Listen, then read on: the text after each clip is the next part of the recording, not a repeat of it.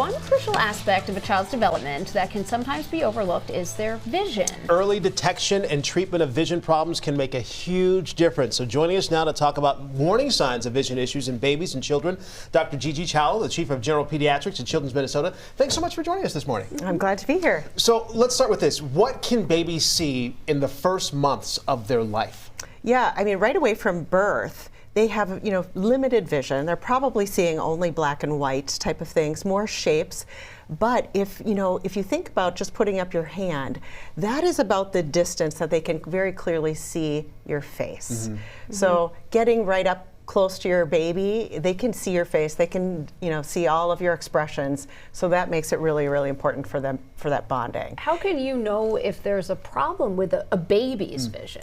Yeah, right away for a newborn, the first thing that we're really looking at is the structure of the eye, and that we're not seeing a newborn cataract or something like that. So that we can tell just by the visual appearance from the eye, but what a baby is actually seeing, it can be very difficult to determine at that newborn age. You can start to see it over time. So by 3 months of age, we expect that they're really tracking and that they're focusing, that their eyes, which can kind of wander a little bit for a couple of months, really stay aligned and focus.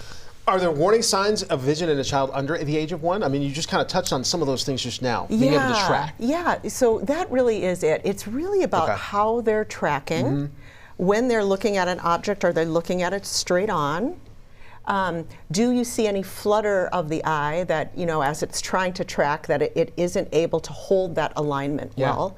Those can be some of the things that we're really looking for. Are there things that you can do to help your child, their vision when they're young? Yes, great question. So I think one of the things that's really important is how to prevent nearsightedness.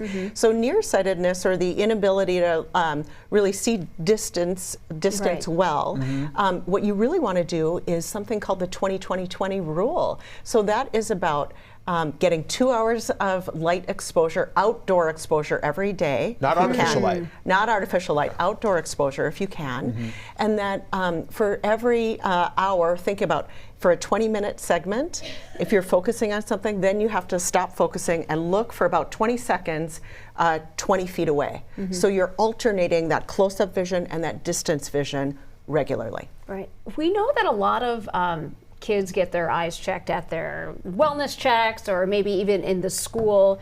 I'm wondering, beyond, how do you check the vision of the kids who can't quite recognize letters or can't read quite yet? Oh, that's a great question. We do have the ability to do some of that. Okay. Yeah. So there are things like Vision Checker, where we can check the alignment of how kids' eyes are, even if they're not verbal or able to describe to us what they're seeing. In some cases, then you really do need an eye doctor who can use their instruments to detect it. And that would be an optometrist or an ophthalmologist there. Correct. I just want to go back real quick to the 20-20-20. You're saying that would help prevent nearsightedness, but it won't stop all of it. It will a lot of stop it's genetic. Absolutely, right. These things run in families, but that has been shown to create a big difference, especially outdoor light. So you can do it right now. Help your kids. Good to know. Dr. Gigi, as always, thank you. Thanks for having me.